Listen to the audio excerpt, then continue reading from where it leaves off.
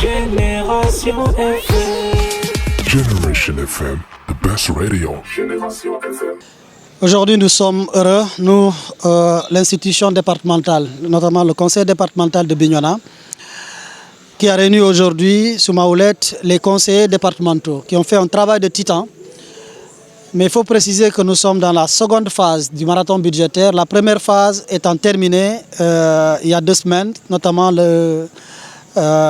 les débats d'orientation budgétaire.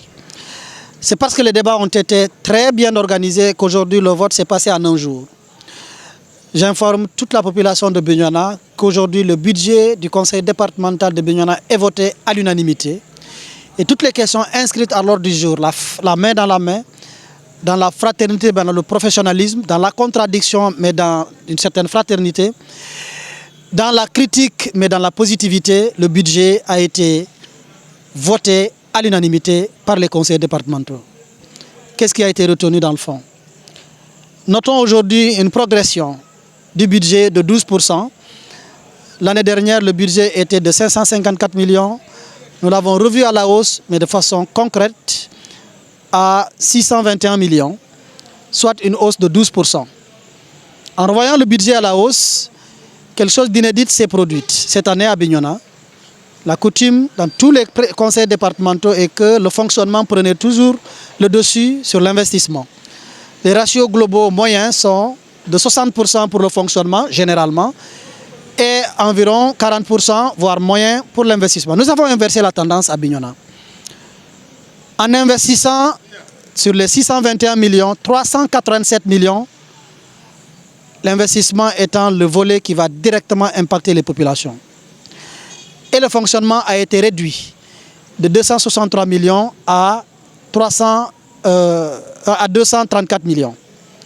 Cela dit, nous avons fait le choix. Même là, il faut noter que c'est extrêmement infime par rapport aux besoins réels de Bignona, parce qu'il faut rappeler que Bignona fait 70% du territoire de la région. C'est-à-dire, Bignona à lui seul fait les 2/3 de Oussouye Ziguinchor réunis. Je ne fais pas de la comparaison inutile. Bignona aujourd'hui dans le volet de la santé constitue 60% des consultations des hôpitaux régionaux de Ziguinchor. Du coup, l'éducation, nous avons été toujours nommés comme étant le département le plus scolarisé de l'Afrique de l'Ouest. Mais nous avons remarqué que ça te délicise vers le sommet. Une population qui s'élargit de l'éducation, l'élite s'affaiblit. C'est la raison pour laquelle, dans nos priorités, nous avons décidé d'investir les secteurs porteurs, les secteurs les plus impactants, les secteurs où nous sommes le plus attendus. Nous avons mis le gros paquet dans l'éducation. Le lycée Aounsané va être rénové totalement. Nous avons mis le gros paquet toujours dans l'éducation. Nous allons construire, sinon commencer la construction de nouveaux lycées dans le Tangori. Nous avons également décidé d'investir dans le matériel et l'équipement scolaire, notamment en connivence, sinon en coopération avec le CFP de Sindian, qui fait dans la métallurgie avec du matériel haut de gamme, disponible déjà là-bas. Nous allons faire travailler les élèves à réparer tout le matériel, notamment les tables bancs du département, et un travail de titan a été fait par la commission éducation. Les données du diagnostic sont disponibles et commencent également à être exhaustifs. Nous avons également décidé de mettre la main dans le paquet de projets sociaux. En coopération avec la Savoie, nous avons prévu plus de 171 millions si je ne prends pas en compte l'apport en nature. Si je prends en compte l'apport en nature, c'est-à-dire la réflexion qui a été mise en place, ça fait plus de 300 millions. Nous allons construire le bloc de projets, notamment le centre d'écoute sociale, le centre d'accueil des personnes en déficience mentale de Tobor. Nous allons également remettre en œuvre le centre qui est devant nous, qui est le centre social départemental. Nous n'avons pas oublié la santé.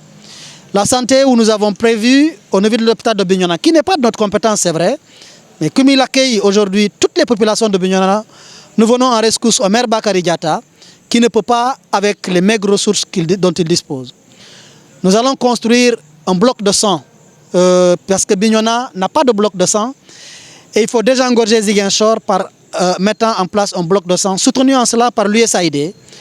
Le financement est acquis. Nous allons reconstruire le centre orthopédie avec l'appui de Savoie sur un financement de l'AFD. Et cela dès 2023. Cela dit, ce ne sont que des exemples. Nous allons injecter toujours dans la santé au niveau des 4 arrondissements pour plus de 20 millions, à savoir l'arrondissement de Tandouk, l'arrondissement de Djouloulou, l'arrondissement de Sindian et l'arrondissement de Tangori, notamment dans le Kalounaï.